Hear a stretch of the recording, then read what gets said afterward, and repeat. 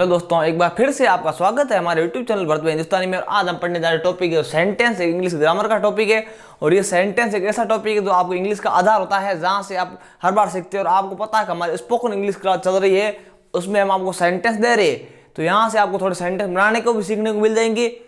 और आप देखिए कि सेंटेंस आपके टेंस में काम आते हैं, क्लोज में काम आते हैं, और भी कोई टॉपिक है आपको एक्टिव पैसिव डायरेक्ट इनडायरेक्ट हर एक में सेंटेंस के प्रकार आपको काम आते हैं। इसलिए आप हमारे साथ सेंटेंस को पहले सीखो तो आपके लिए बहुत ही फायदेमंद होगा।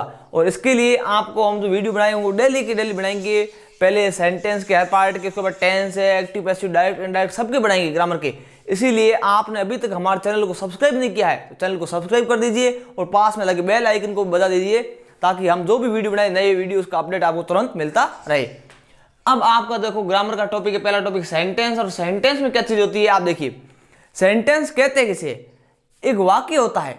और वाक्य कैसे बनता है, कोई भी जब दो या तीन चार वर्ड शब्द मिलते हैं आपस में, तो उन शब्दों का एक ऐसा वाक्य बनाया जाए ताकि उसका कोई अर्थ निकलता हो, तो वो यानी सार्थक होता है।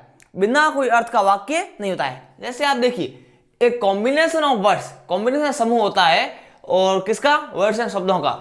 एक कॉम्बिनेशन ऑफ वर्ड्स यानी शब्द, कॉम्बिनेशन करता है समूह, वर्ड्स एंड शब्दों का।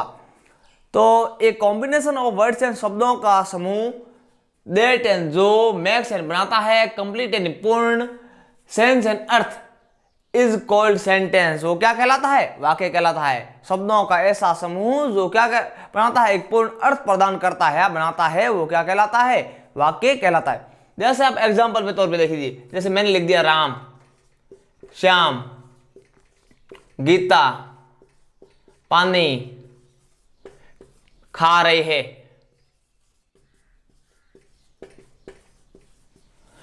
अब देखो राम श्याम गीता पानी खा रहे हैं, वाक्य बना क्या।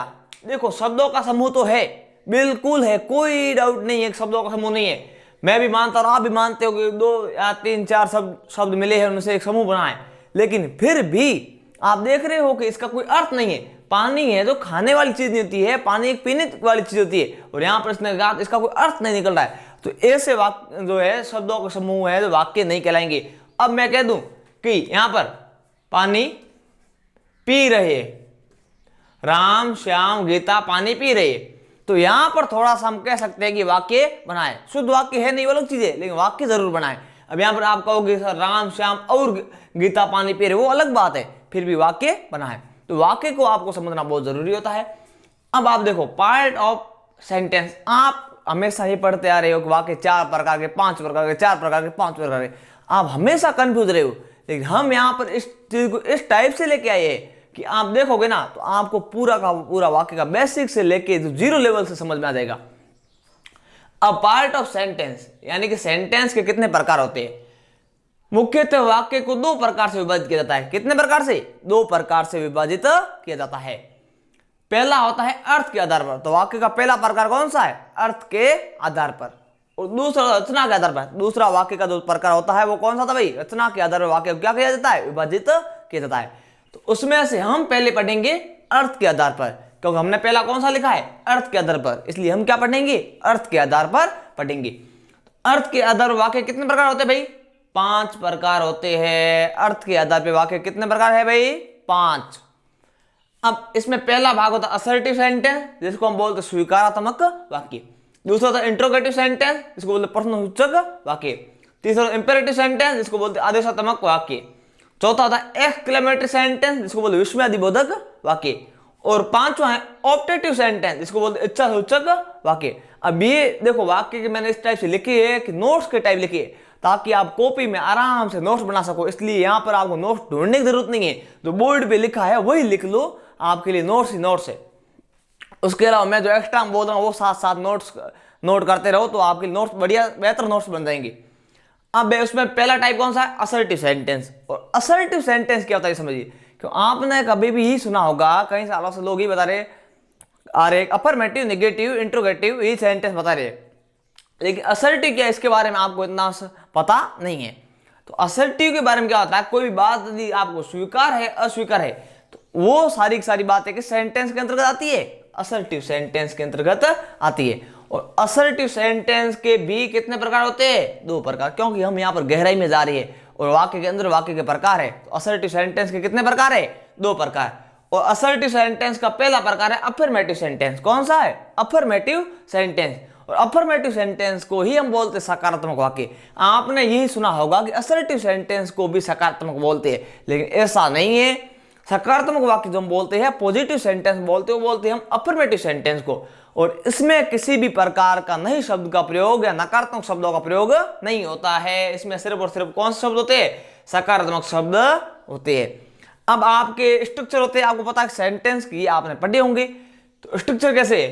पहले आएगा, सबसे पहले यदि आपको कोई सकारात्मक वाक्य दिया जा रहा है, आपको पता करना कि वाक्य सकारात्मक है या नकारात्मक है या प्रश्नवाचक है, कैसा भी, या फिर इंट्रोगेटिव ऑब्जेक्टिव जो भी है, तो उसमें पता करने के लिए आपको सबसे पहले क्या देखना है? सबसे आगे क्या है? सब्जेक्ट। या फिर आपको कोई वाक्य दे दिया सकारात्मक, तो आपने पता किया सकारात्मक है, इसकी इंग्लिश कैसे बनाई जाए, तो बनाने के लिए आपको सबसे पहले उसमें क्या ढूंढना पड़ेगा? सब्जेक्ट ढूंढना पड़ेगा। उसके बाद आपको क्या लगानी पड़ेगी? Helping verb. यानी कि यहां पर तो सब्जेक्ट एंड कर्ता क्या होता है? कर्ता होता है, जो काम करने वाला। और यहाँ हेल्पिंग वर्ब यानी सहायक क्रिया। उसके बाद आपको मेन वर्ब ढूंढनी है, जो होती है मुख्य क्रिया, यानी कर्ता क्या काम कर रहा है। उसके बाद ऑब्जेक्ट, तो जो कर्ता ने जो कर्ता कोई काम कर रहा है, कैसे कर रहा है, किसके द्वारा कर रहा है, उसका जो बताना आपको। जैसे मैंने कह दिया कि राम खाना खा रहा है, तो राम का काम तो है खाने का, लेकिन क्या खा रहा है? खाना, जो फूड है वो। राम की जो मेन वर्ब है वो इट है, लेकिन इट क्या कर रहा है? फूड कर रहा है।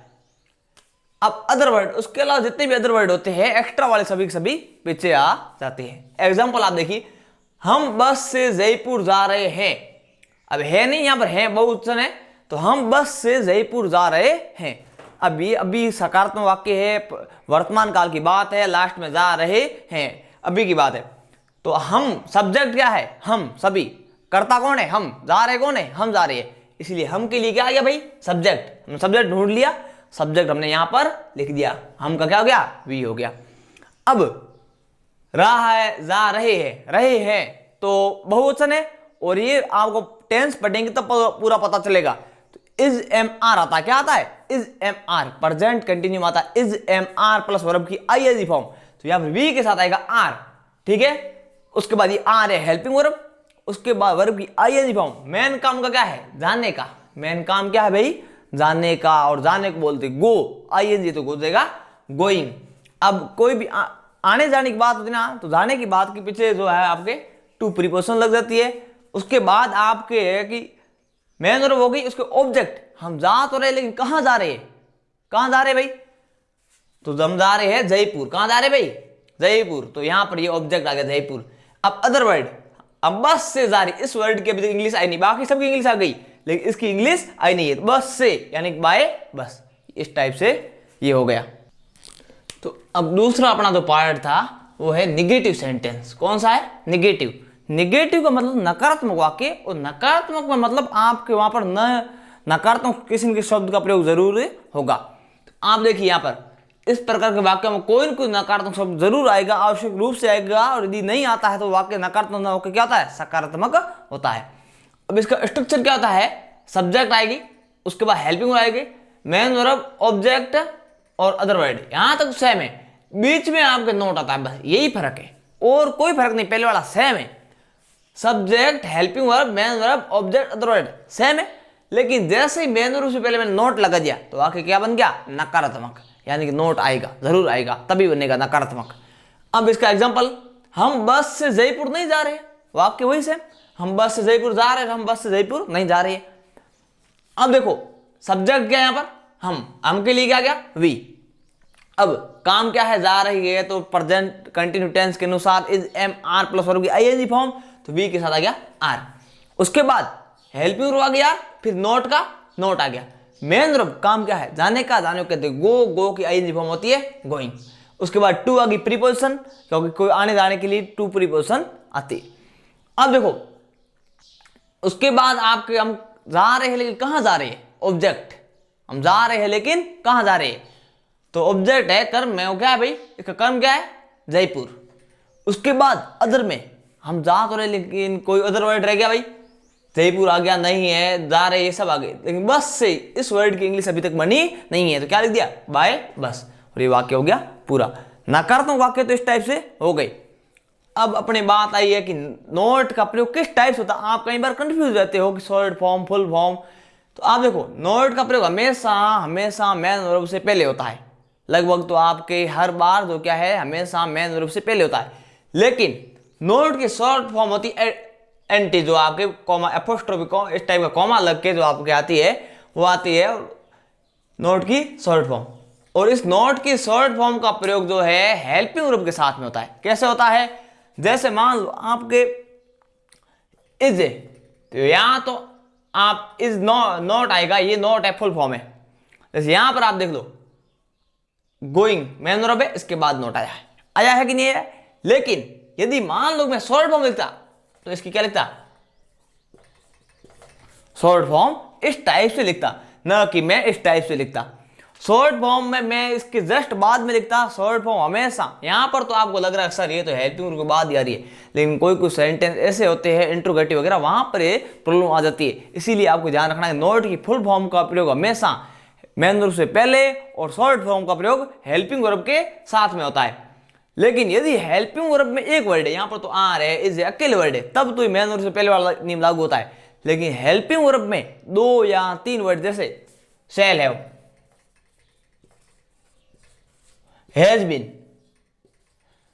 हैव बीन, हैड बीन, जो भी shall have, will have been, will have been, ठीक है, शैल हैव बीन 3 वर्ड हो गए। इस प्रकार से आते हैं।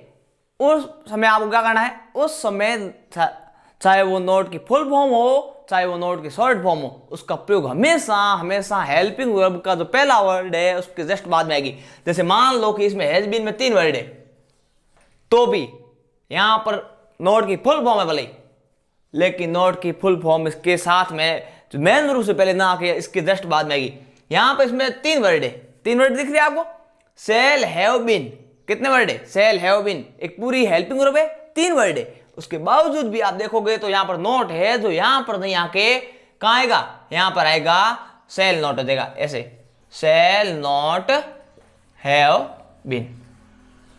ऐसे मैं शॉर्ट फॉर्म की बात करूं, शॉर्ट फॉर्म में आपको ऐसे नहीं है हैज बीन नॉट, ऐसे नहीं, हैजंट बीन, इस टाइप से शॉर्ट फॉर्म। तो यहां तक आपके जो है पहला प्रकार पूरा हुआ है, और इस प्रकार से आपको जो वीडियो है वो समझ में आ गया होगा, और उम्मीद है कि वीडियो अच्छा लगा होगा। वीडियो अच्छा लगे वीडियो को लाइक करें, चैनल को सब्सक्राइब करें और वीडियो को शेयर भी करें।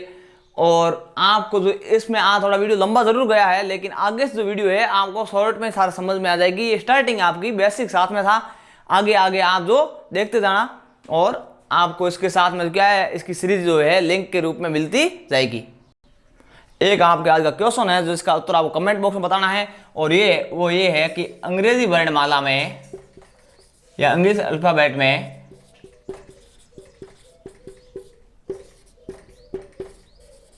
सेमी वोवल कौन सा है।